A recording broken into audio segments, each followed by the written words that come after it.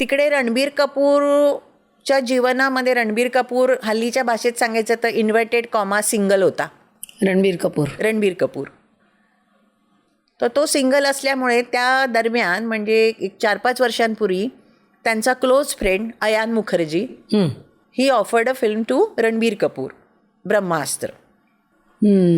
Alia was already signed. तर रणबीरने अयानला विचारलं की don't you think Alia will look doesn't suit to me on screen. वयाने लहान आहे, 10 वर्षांचा फरक आहे त्यांच्यामध्ये. हाईटला पण कमी आहे, छोटीशी अगदी टायनी म्हणावी अशी. तर असं त्याने एक शंका उपस्थित केली. पण अयान म्हणाला nothing will go wrong, that's my lookout, मी बघतो ते सगळं. आणि ब्रह्मास्त्रच्या पहिल्या स्टोरी सिटिंगला ते समोरासमोर बसले, रणबीर, आलिया आणि in between director Ayan Mukherjee. तेव्हाच कुठेतरी त्यांच्यामध्ये स्पार्क गेला. म्हणजे रणबीरला तिचं ते बालिश वागणं, अबोध दिसणं सगळं आवडलं. आणि वी ऑल नो की ब्रह्मास्त्रचं शूटिंग 5 वर्ष चाललं अँड द रोमान्स ब्लॉसम.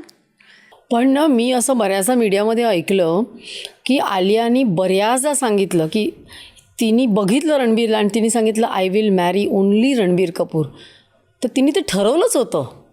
लहानपणापासून ती आयडॉलाइज करत होती त्याला. हां, म्हणजे तिला दॅट वॉज हर एम की रणबीर कपूरशी लग्न करायचं असं नाही. ते जरा कठीण होतं म्हणजे सुरुवातीलाच असं ठरवणं की मला याच्याशीच लग्न करायचं. कारण तिने हे पाहिलं, कारण रणबीरच्या आयुष्यात दीपिकाप्रमाणे कटरीना पण येऊन गेली फॉर अ लॉंगर टाईम आणि तिच्यासोबतसुद्धा तो एकत्र राहत होता. पण शेवटी मला वाटतं Neetu Singh she is to call last shots की आपल्या मुलांनी कोणाशी लग्न करावं. ह्याच्यामध्ये नीतू सिंगचं डिसिजन मेकिंग होतं असं आहे का? होतं, अर्थात होतं. तसंच ते अभिषेक बच्चन आणि करिश्मा कपूर यांची जी एंगेजमेंट झाली होती त्याच्यामध्ये सुद्धा decision maker was Jaya Bachchan and even Babita. अच्छा, मग ते का मोडलं? बिहाइंड द क्लोज डोर्स असं म्हणतात की when Karishma and Abhishek got married, announced, they were engaged. अमिताभच्या 60व्या वाढदिवसाला ही अनाउन्समेंट करण्यात आली. पण as per the media records आणि जे आपण पाहतोय, अभिषेक बच्चन तेव्हा तेवढा सक्सेसफुल नव्हता. ती त्याच्या करिअरची सुरुवात होती आणि Karishma was a huge star that time. तिचा एक आपलं एक फॅन फॉलोईंग होतं, प्रेक्षक वर्ग होता आणि she was getting a good amount of remuneration. तिच्या मानाने अभिषेक नव्हता. कुठेतरी असं समजलं आम्हाला की बबिताने असं सांगितलं, कल को ऐसा न हो कि अभिषेक बच्चन जो है घर बैठे और तुम उसका घर चलाओ, so this should not happen. आणि बच्चन परिवाराने तुला अलाऊ केलं पाहिजे काम करायला.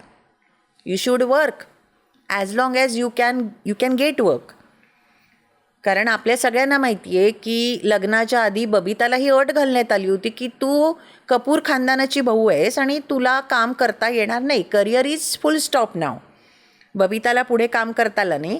Babita was on top in her own era. She work with every all big stars. लग्नानंतर तिला काम करता नाही आलं. तर कुठेतरी बबिताला असं वाटत होतं की माझी मुलगी मोठी स्टार आहे, Abhishek Bachchan compare to her is a newcomer, he struggling actor, असं तिला वाटत होतं. आणि इकडे जया बच्चनला असं वाटत होतं नाकापेक्षा मोती जड होऊ नये, असं तिला वाटत होतं. अर्थात टू बी व्हेरी फ्रँक, याच्या आतमधले रिपकर्शन्स बरेच आहेत. सगळ्या गोष्टींची वाच्यता करता येत नाही जोपर्यंत आपल्याला त्याचा फुल प्रूफ नाही आहे. नाही, बरोबर आहे. अशा बऱ्याच गोष्टी आहेत. आता त्या सगळ्यांची वाच्यता मला इथे आत्ता करता येत नाही. पण जे काही सकृतदर्शनी गोष्टी कानावर आल्या, जे मी गेल्या पत्रकारितेतल्या 30-40 वर्षांच्या अनुभवामध्ये पाहत आले, त्या मांडल्या. तर रणबीर आणि आलियाचं लग्न ब्रह्मास्त्रमुळे झालं. ही क्लिप शेवटपर्यंत बघितल्याबद्दल खूप खूप धन्यवाद. संपूर्ण एपिसोड बघण्यासाठी खाली दिलेल्या लिंकवर क्लिक करा आणि सर्व काही चॅनलला सबस्क्राईब करायला विसरू नका.